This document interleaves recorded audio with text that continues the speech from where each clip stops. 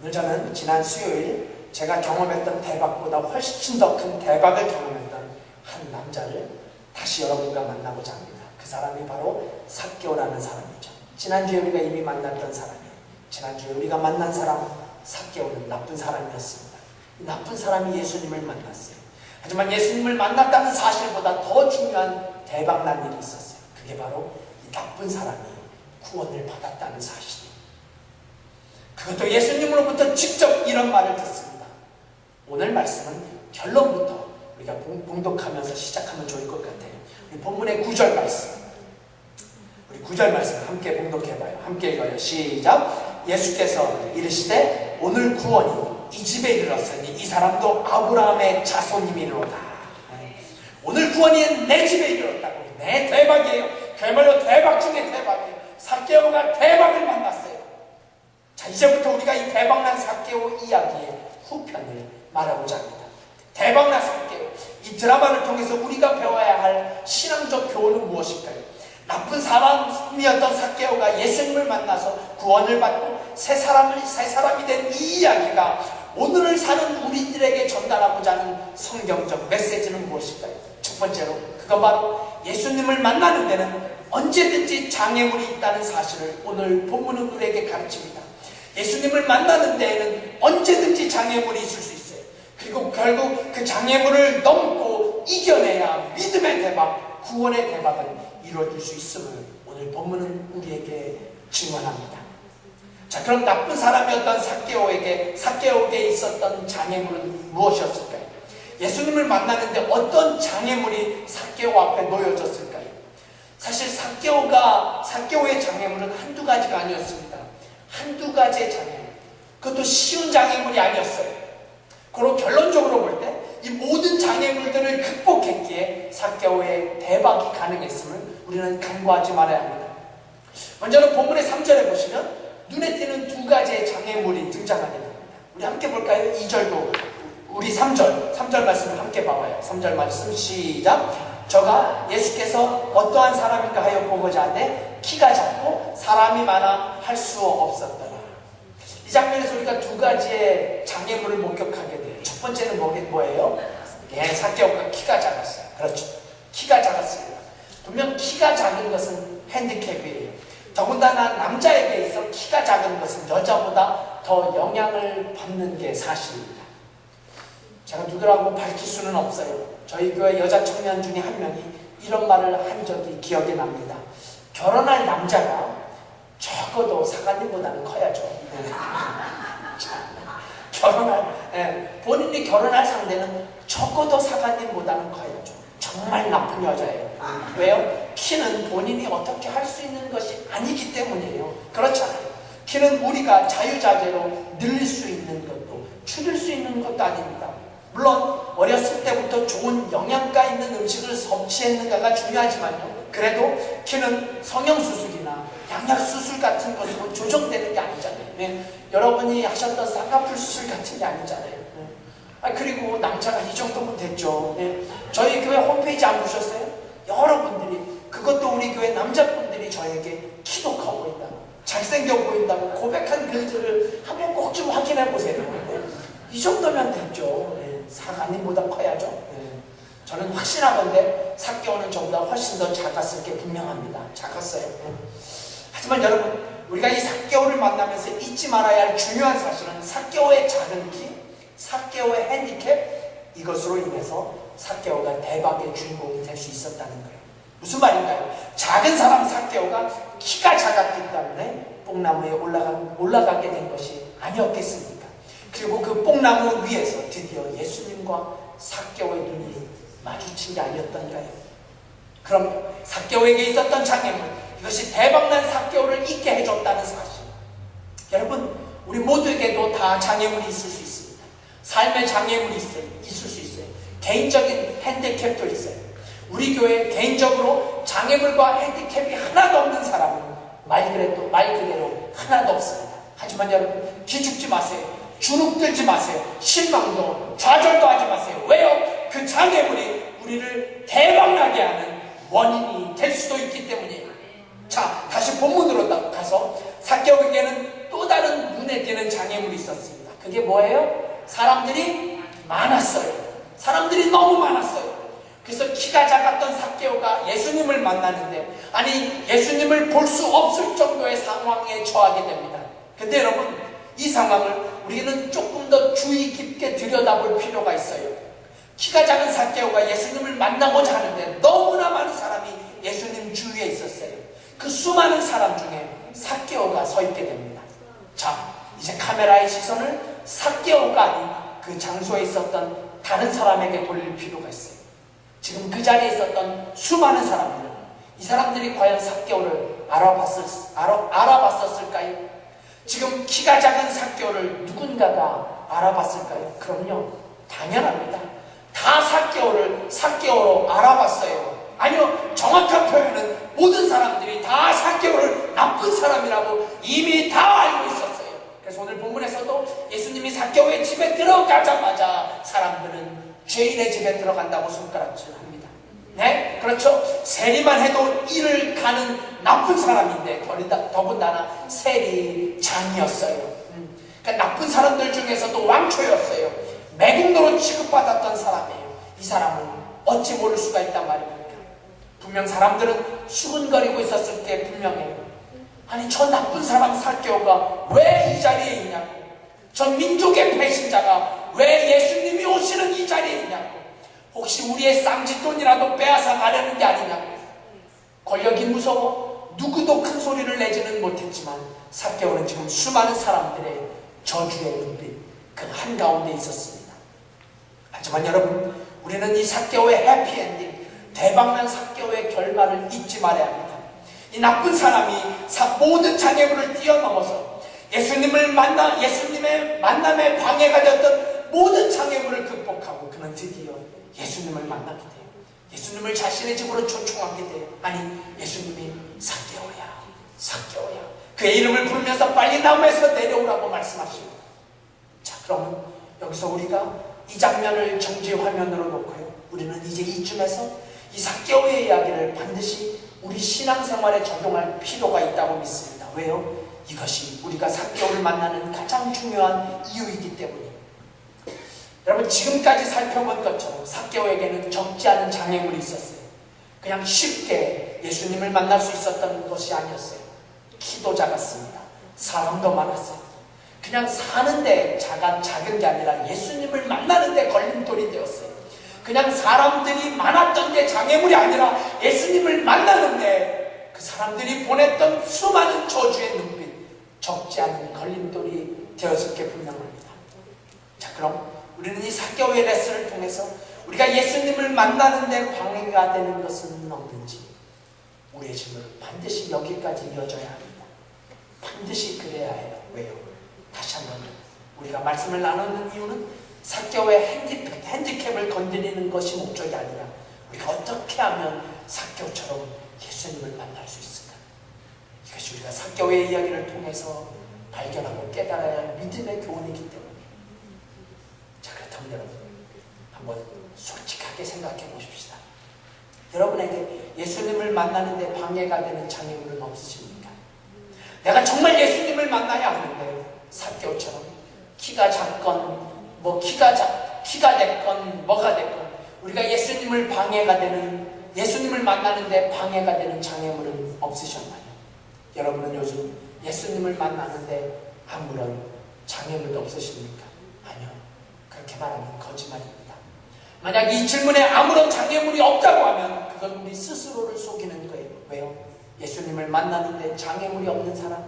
아니, 사람이라면 우리 모두는 다 장애물을 가지기 때문에. 그래서 성경 속 예수님을 만난 사람들, 소위 예만사의 모든 사람들은 다 이런 장애물을 극복한 사람이었다는 사실을 우리는 잊지 말아야 합니다. 그렇다면 여러분, 지금 이 순간 예수님을 만나는데 어떻게 장애물이 없을 수 있겠어요? 우리에게도 삭개오처럼 우리의 힘으로 어찌할 수 없는 장애물이 있을 수 있습니다. 우리 중 누군가는 너무 피곤해요. 너무 피곤합니다. 네. 사실 우리 유미 장로님이나 우리 지은 장로님 같으신 분들 간호사로 일하면서 밤새 근무하다가 교회 오는 격주. 네. 밤을 꼴딱 새고 교회에 오는 거예요. 그럴 때면 제가 얼마나 안쓰럽기도 하고 안타깝기도 하고 대견하기도 하고 고맙기도 하고 밤새 일하다가 또 예배드리고 한글 학교하고 그러니 어찌 피곤하지 않을 수 있겠어요. 물론 밤새 일하다가 온 교인보다 더 피곤해하시고 더 일찍 주무시는 분들도 계시지만요. 예, 이런 말을 해도 계속 주무세요. 네. 그럼요. 우리의 피곤함도 실제로 예수님을 만나는데 장애물이 될 수 있는 게 사실이에요. 또한 우리 브라더 라이언이나 우리 브라더 콩 형제처럼 실제로 랭귀지의 문제가 있는 경우도 있을 수 있어요. 우리 조준사님 같은 분이 계셔서 지금 이게 통역해 주시니까 그야말로 우리 교회는 축복이 아닐 수 없는데요. 우리 영어만 쓰던 형제, 중국어만 쓰던 형제들이 한국 교회에 여자친구 잘 만나서 잘 들어야 되는데 여자친구 잘 만나서 이 중에 좋은 여자친구 만나서 교회에서 예배를 드릴 때 장애물이 있습니다. 하지만 삭개오의 키가 작았던 것처럼 이건 어떻게 할 수 없는 거예요. 왜요? 언어라는 게 문화라는 게 하루아침에 습득되는 게 아니기 때문에 정말 우리 라이언 형제님, 콩 형제님 이런 큰 장애물을 넘어서 하나님께서 예배 드릴 때 하나님께서 저들을 만나 주실 수 있기를 주님의 이름으로 축복합니다. 아멘. 그런 일이 있을 수 있기를 제가 간절히 기대해요. 자, 그런데요, 제가 이 시간 정말 말씀드리고 싶은 장애물은 이런 장애물이 아니라 실제로 이보다 훨씬 더 심각한 장애물, 예배를 방해하고 찬양을 방해하고 기도를 방해하고 하나님의 말씀을 듣는 걸 방해하는, 그래서 우리로 하여금 예수님을 만나게 어렵게 하는 이런 영적인 장애물이 우리에게 있지는 않습니까? 이게 정말 묻고 싶은 질문이에요. 피곤하지도 않는데, 그렇다고 해서 신앙생활을 처음 한 것도 아니고 구세군 교회가 어색한 것도 아닌데, 한국말을 잘 못 알아듣는 것도 아닌데, 한국말 너무 잘 알아듣는데, 그럼에도 불구하고 예수님을 만나는데 방해가 되는 영적 장애물이 있지는 않으십니까? 누군가는 지금도 딴 생각을 하고 계신지 모르겠어요. 누군가는 오늘 얘기도 다 아는 얘기라고 말씀을 너무나 잘 아셔서 오늘 선포되어지는 말씀이 하나도 안 들리시는 분도 계실지 모르겠어요. 또 어떤 분들은 교회의 예배 스타일이 영 맞지 않으시는 분들도 계신지 모르겠어요. 다른 설교가들은 학구적이고 깊이 있게 뭔가 있는 것처럼 설교를 하는데, 박도순 사관은 늘 너무 심플하고 다 아는 얘기들이고 다 아는 말씀이라고, 그리고 웃기지도 않는데 웃긴다고 이런 생각들로 말씀 중에 하나님의 음성이 들리지 않으셨던 분들 정말 죄송합니다. 먼저는 교회 목회자로서, 설교자로서 저의 부족함을 인정하며 여러분 앞에 죄송한 마음을 금할 길이 없어요. 제가 교회 성도님들로 하여금 예수님을 만나게 하고 경험하게 해야 하고 하나님의 음성을 듣게 하는 책임이 있기에 오히려 저로 인해서 방해가 됐다면 정말 죄송합니다. 제가요, 하루도 한시도 설교 말씀이 제 머릿속에서 떠날 때가 없어요. 설교자는 늘 설교 생각에 사로잡혀 있습니다. 그리고 이렇게 한 곳에서 10년을 넘으면 어쩔 수 없이 더 그런 것 같아요. 시간이 갈수록 더해져요. 근데 이렇게 하루 온종일 설교가 머릿속에 있어도 그렇게 좋은 설교를 하지 못하는 제게 첫 번째로 책임이 있습니다. 너무 죄송스러워요. 하지만 여러분, 이제 여러분 스스로에게 물어보시면 어떨까요? 이건 저의 책임을 회피하려는 의도적 질문이 아니라 정말 여러분 스스로, 지금 예배를 드리고 있는 여러분 스스로의 모습을 정직하게 돌아보시면 어떨까요? 혹시 여러분은 지금 예수님을 만나는 장애물 앞에 서 계시지는 않으십니까? 예수님을 만나야 하는데 어떤 장애물이 그 만남을 방해하고 있지는 않으신지요? 그래서 그 장애물 건너편에 서 계시는, 저 멀리 계시는 예수님을 그냥 쳐다만 보고 계시지는 않으십니까? 단 한 번도 장애물을 넘거나 그 장애물을 이길 생각이 아니라 오늘도 어김없이 찾아온 영적 장애물 앞에서 여러분 지금 어떻게 서 계십니까?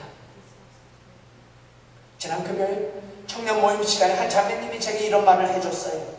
지난주 삭개오에 관한 설교를 들으면서 삭개오와 함께 있었던 수많은 사람들, 이들이 예수님을 봤어요. 이들도 예수님을 만났습니다. 이들도 예수님께서 지나가시는 그 자리에 함께 있었어요. 하지만 성경은 예수님을 만난 단 한 사람은 삭개오였다고 증언합니다. 네, 이런 얘기를 나누면서 혹시 내가 삭개오가 아니라 삭개오 주변에 있었던 그런 사람일 수 있다는 생각을 저에게 전하는 거예요.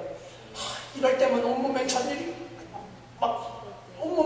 와요. 왜냐하면 제가 바로 그 말씀을, 동일한 말씀을 준비하고 있었기 때문에, 준비하고 있었던 바로 그 말씀이에요. 예수님을 만났던 삭개오, 대박난 인생을 살게 된, 구원을 받게 된 삭개오. 하지만 삭개오가 예수님을 만나는 현장에는 삭개오 한 사람만 있었던 게 아니었다고 오늘 성경은 우리에게 증언합니다.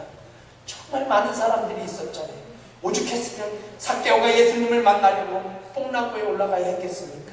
그야말로 인산인해였습니다. 그런데 그 수많은 사람들 중에서 예수님을 만난 사람, 예수님이 불렀던 단 한 사람, 단 한 사람의 이름, 예수님의 시선에 들어왔던 단 한 사람, 삭개오. 그래요. 우리는 오늘 삭개오가 될 것인지, 아니면 예수님을 만날 수 있는 가장 가까운 자리에 있었으면서도 예수님을 만나지 못했던 그 수많은 사람들 중에 한 사람이 될 것인지, 역시 이것은 우리의 선택에 달렸다는 사실을 우리는 오늘 삭개오의 이야기를 통해서 깨닫게 됩니다. 자, 그럼 여기서 자연스럽게 이런 질문이 뒤따라오게 돼요. 그럼 그 장애물을 어떻게 극복할 것이냐, 그 장애물을 어떻게 이겨낼 것이냐, 이런 질문이 뒤따라옵니다. 그렇죠. 우리 앞에 놓여진 예수님을 만나는데 방해가 되는 그 영적 장애물이 됐건 다른 장애물이 됐건 예수님을 만나는데 걸림돌이 되는 그 장애물을 우리는 어떻게 극복할 것이냐, 이 해답을 삭개오가 어떻게 그 장애물을 극복했는가에서 우리는 찾을 수 있다고 했습니다. 그럼 삭개오가 어떻게 장애물을 극복했을까요?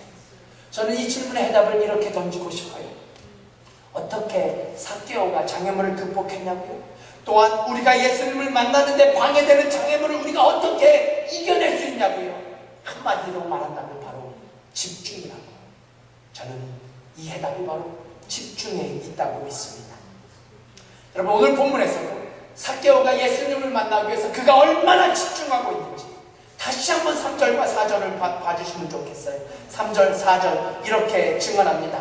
저가 예수께서 어떠한 사람인가요 보고자 하되 키가 작고 사람이 많아 할 수 없어 앞으로 달려가기 보기 위하여 뽕나무에 올라가니 이는 예수께서 그리로 지나가시게 됩니더라. 이제 삭개오에게 있었던 모든 장애물은 더 이상 장애물이 되지 않았어요. 그가 키가 작았다는 사실도, 사람들이 너무 많아서 예수님을 만나기 어려웠다는 사실도, 그리고 그 수많은 사람들이 보냈던 저주의 눈빛도, 또한 세리장으로서 체면과 체통을 지켜 뽕나무에 오른다는 것은 상상할 수도 없었던 그가 그동안 지켜왔던 명예도, 이 모든 장애물들을 다 뛰어넘어 삭개오는 드디어 예수님을 만나게 됩니다. 그럼 어떻게 일이 가능할 수 있었다고 얘기할 수 있겠습니까? 그건 바로 그가 오로지 예수 그리스도만, 그가 그토록 마음 깊은 곳에서 만나기를 갈망했던 나사렛 예수 그리스도, 그를 만나야 한다는 생각, 예수님을 봐야 한다는 그의 의지, 지금 삭개오는 오로지 여기에만 집중하고 있었습니다. 여러분, 잘 생각해 보십시오. 9급 공무원도 아니죠. 7, 8급 공무원도 아니고 그야말로 최고위직 공무원이 예수라는 사람을 만나기 위해서 뽕나무에 올라가요. 지금 이제 한국에 바뀐 성경은 뽕나무가 아니라 돌무화과 나무라고 기록하고 있는데요. 이게 무슨 나무냐가 더 중요한 것보다 더 중요한 것은 이 나무가 결코 오르기가 쉬운 나무가 아니라고 학자들은 설명합니다. 네. 그리고 여러분, 이 장면을 잘 머릿속으로 좀 그려보세요. 아니, 무슨 애들도 아니고요. 다 큰 어른이 나무에 올라갑니까? 네. 그것도 혼자 있는 거라면 이해라도 가죠. 다 넥타이에 정자가. 네. 지금 삭개오는 쉽게 나무에 오르는 게 아니었어요. 더군다나 수많은 사람들이 있었잖아요. 그래서 성경은 삭개오가 그 수많은 사람들을 해치고 삭개오는 앞으로 달려갔다고, 아니 달려갔음에도 불구하고 예수님을 볼 수 없어서 그는 지금 뽕나무에 기어 올라가고 있었습니다. 그렇습니다. 우리는 이 장면을 통해서 삭개오가 예수님을 만나는 이 사명 앞에 얼마나 그가 집중했는가를 간과하지 말아야 합니다. 사명, 예수님을 만나야 한다는 그 간절한 사명, 간절한 소원, 그 간절한 열망에 집중할 때 드디어 삭개오는 예수님을 만나고, 만나는 것뿐 아니라 예수님께서 그의 집에 들어가시고, 그의 집에 들어가시는 것뿐 아니라 예수님으로부터 오늘 이 집에 구원이 이르렀다고, 이 놀라운 복음의 소식을 그가 경험하게 되었다고 오늘 본문은 우리에게 증언합니다. 여러분, 저는 이것이 집중이 주는 유익함이라고 믿습니다. 제가 몇 주 전에도요, 우리가 예배 가운데 특별히 말씀에 집중해야 한다는 사실을 강조드렸는데, 그럼요, 집중할 수 있어야 됩니다. 왜요? 집중이 주는 힘이 있기 때문에, 집중이 가져다 주는 파워가 있어요. 우리 만나교회 목사님이 언젠가 이런 설교를 했던 기억이 납니다. 우리가 어렸을 때 이렇게 학교에서 돋보기를 이용해서 종이를 태우는 실험을 한 적이 있죠. 그렇죠? 네. 이렇게 볼록 렌즈를 이용해서 햇볕을 모으게 됩니다. 그러면 신기하게도 햇볕임에도 불구하고 종이가 타들어가는 불장난 같은 경험들을 우리가 다 해보았습니다. 이것이 집중이 주는 힘이 아니겠어요? 태양의 힘을 한 곳에 집중하게 할 때 그 빛은 더 이상 따뜻한 지금 같은 봄날의 햇볕이 아니라 그것은 에너지가 되고 파워가 됩니다. 여러분, 학생들의 공부하는 것도 마찬가지가 아니겠어요? 실제로 공부를 잘하고 못하고의 차이는 얼마나 오랫동안 책상에 앉아있느냐로 결정되는 것이 아니라 얼마나 집중하면서 공부했느냐가 결정한다고 그렇게 얘기하잖아요. 유미현 선생님이라는 지금 현직 교사인데요, 이분이 이런 책을 썼다고 해요. 책 제목 보세요. 책 제목이 넌 죽어라고 공부하니 난 집중해서 공부한다. 이게 책 제목이에요. 제목만으로도 이 현직 교사가 뭘 말하려고 하는지 우리는 충분히 짐작하게 됩니다. 넌 죽어라고 공부하니 난 집중해서 공부한다. 저는 신앙도 마찬가지라고 생각해요.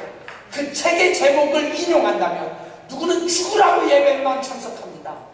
이 예배, 저 예배, 이 성경 공부, 저 성경 공부, 이 기도회, 저 기도회. 여러분, 예배를 많이 드리고 기도를 많이 드리고 이게 잘못되었다는 말씀이 절대로 아니에요. 정말 중요한 것은 그 예배 가운데 우리가 얼마나 집중해서 예배를 드리느냐, 기도를 드릴 때 우리가 얼마나 집중해서 기도를 드리냐, 찬양을 드릴 때 우리 찬양팀들 잘 들어주세요. 여러분들이 찬양을 인도할 때, 찬양을 드릴 때 얼마나 집중해서 찬양을 하느냐, 이게 훨씬 더 중요하다는 말씀이에요. 그렇습니다. 우리가 지금 2013년도 4월 14일 주일에 드리는 이 예배, 우리는 과연 어떻게 예배를 드리고 있는지, 어떻게 찬양을 드리고 있는지, 어떻게 기도하고 있는지, 우리는 과연 예수님과의 만남을 방해하는 사단의 권세 앞에 어떤 모습으로 살아가고 예배하고 있는지 오늘 우리가 스스로 물어야 할 질문입니다. 자, 그럼 이제 마지막으로, 이제 말씀을 조금 더 집중해서 마지막으로 예수님과 삭개오와의 운명적인 만남의 장소를 살펴보면서, 장면을 살펴보면서 이 만남 속에서 어떤 일이 이루어졌는가, 대박난 삭개오의 모습을 함께 살펴보면 오늘 말씀을 마치고자 합니다. 자, 우리 다시 본문으로 돌아가서 본문의 5절을 함께 봉독해 볼까요? 우리 5절 말씀을 함께 읽으면 좋겠어요. 시작! 예수께서 그곳에 이르사 우러러보시고 이르시되 삭개오야 속히 내려오라, 내가 오늘 내 집에 유하여야 하겠다 하시니라. 참으로 멋진 장면이 아닐 수 없어요. 뽕나무에 올라가 예수님을 만나기를 사모했던 삭개오. 그런데 오히려 이제 예수님께서 그를 우러러보시고, 삭개오, 그가 말하기 전에 예수님께서 먼저 말씀하십니다. 삭개오야, 이리 내려와. 삭개오야, 속히 내려와. 그 다음 6절은 이렇게 이어지죠. 6절도 함께 봉독해봐요. 시작! 급히 내려와 즐거워하며 영접하거늘. 삭개오가 어떻게 응답했다고요? 급히 내려와 즐거워하며 영접했어요. 그러니까 다시 상황을 정리하면 예수님은 뽕나무에 올라간 삭개오에게 속히 내려오라고 하셨고, 삭개오는 급히 내려와서 예수님을 영접하게 됩니다. 저기 예수님도 급하고 삭개오도 급해. 아니 꼭 한국 사람을 보는 것 같지 않으세요? 빨리 내려와. 그리고 빨리 내려오래.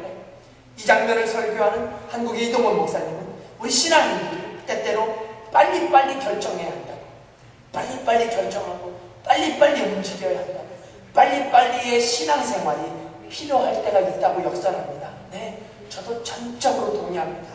빨리가 가져다주는 신앙의 유익함이 분명히 있기 때문에, 네, 오늘 우리 웨딩 샤워할 때 빨리 하시는 분이 아마 선물도 많이 가져가실 거예요. 선물도 많이 준비했어요.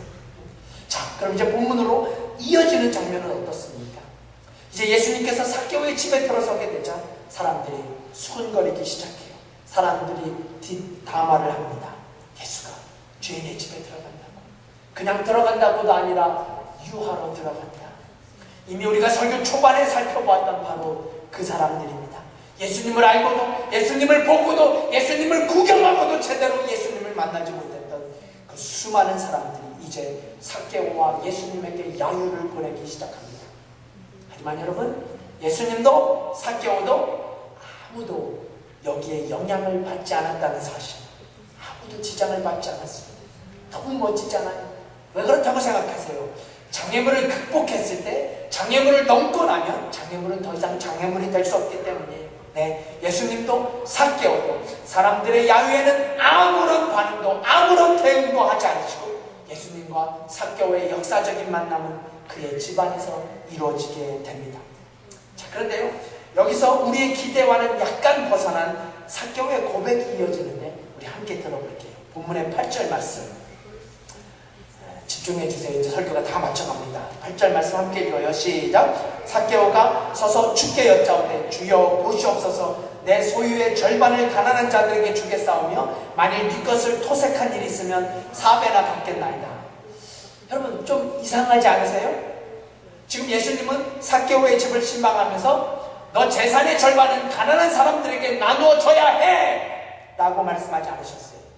네가 나쁘게 번 돈이니까 너 그동안의 일을 반성하고 사회에 기부해, 아니면 구세군에 기부해. 심지어는 너 그렇게 살면 어떻게 하니?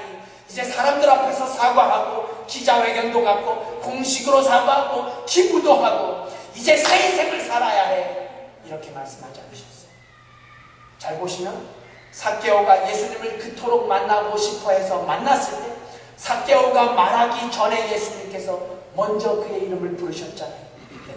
똑같은 현상이 이제는 반대로 벌어지게 됩니다. 무슨 말씀이에요? 예수님께서 삭개오의 집에 들어가셨어요. 그냥 들어가셨어요. 설교를 하신 것도, 기도를 하신 것도, 성경 공부를 하신 것도 아니에요. 그냥 예수님께서 그의 집에 들어서자 그 스스로가 먼저 이런 고백을 합니다. 내가 가난한 사람을 돕겠습니다. 내가 잘못한 일이 있다면, 아니 잘못했어요, 그에게 가서 4배의 보상금을 전달하겠습니다. 이 본문을 설교하는 여러 설교가들은 이 장면이 바로 삭개오의 회심이었다고, 회개였다고, 삭개오의 진정한 거듭남이었다고 설교합니다. 네, 그렇죠. 이런 설명 말고는 도무지 삭개오의 고백은 이해가 되지 않기 때문에. 그런데 여러분, 우리가 이 장면에서 주목해야 할 상황은 이것이 삭개오의 회개냐, 회심이냐, 뭐 아니면 후회냐, 반성이냐, 이런 것들이 아니라 이 모든 일들이 예수님을 만나고 나서 일어났다는 사실, 그 자체에 있습니다. 삭개오가 예수님을 만나서, 삭개오가 예수님을 영접하고 나서, 삭개오가 예수님을 경험하고 나서 그는 그 스스로의 삶을 고백하게 되고 그의 스스로의 삶을 회개하게 되고 그의 삶을 다시 픽스하고 새롭게 되는 놀라운 사건, 그야말로 대박난 삭개오가 된 가장 근원적인 이유는 그가 바로 예수님을 만나고 그 예수님을 마음 깊은 곳으로 영접하는 그 순간에 이루어졌다는 사실. 그렇습니다. 사랑하는 구성은 필라하니교회 성도 여러분, 이제 말씀을 마치러 갑니다. 잘 들어주세요. 이것이 바로 신앙입니다. 이것이 바로 믿음이에요. 그리고 이것이 바로 우리가 예수님을 만나야 하는 가장 근본적이고 중요한 이유입니다. 어떤 학자는 지금의 장면을 이렇게 설명하더라고요. 지금 삭개오가 예수님 앞에서 도덕적인 결단을 한 거라. 너무 나쁘게 살아가지고 도덕적인 반성을 하는 거라고, 도덕적 액션과 결단을 취하는 거라고. 그러나 저는 결코 이 학자의 설명에 동의하지 않습니다. 동의하고 싶지 않아요. 왜냐하면 도덕적 결단으로는 결코 구원이 가능하지 않기 때문이에요. 이것이 만약 삭개오의 도덕적 결단이었다면 예수님께서 말씀하셨던 구원이 내게 이르렀다는 말씀은 절대로 성립될 수 없기 때문입니다. 물론 기독교는 도덕적인 모든 부분을 포함합니다. 기독교의 가치는 도덕적 가치와 부딪히는 게 결코 아니에요. 하지만 기독교의 가치는 도덕적 가치 그 이상의 가치입니다. 이것은 착하게 살았냐 그렇지 못하냐의 차이가 아니에요. 기독교는 착하게 살면 구원받고 나쁘게 살면 천벌을 받고의 그 이상의 가치를 추구합니다. 그게 뭐예요? 예수 그리스도. 예수 그리스도. 그러므로 기독교는 예수입니다. 예수가 기독교예요. 여러분, 왜 삭개오가 회개했다고 생각하세요? 삭개오가 회개하고 자신의 잘못을 고백하고 그냥 돈이 많아서 있는 돈을 가난한 사람에게 나눠주겠다고 그렇게 고백했다고요. 예. 우리 한 자매가 그래요. 있는 사람들이 더한다고. 예. 너무 많이 가져서 4배를 갚겠다고 그가 얘기한 거예요. 절대로 아니에요. 그런 거 아니에요. 그렇지 않습니다. 이 나쁜 사람 삭개오가 세상에서 손가락질 받았던 사람, 세상에서 욕먹던 사람, 자신의 배만 뿌리고 호의호식했던 이 잘나가던 사람이 왜 갑자기 변했습니까?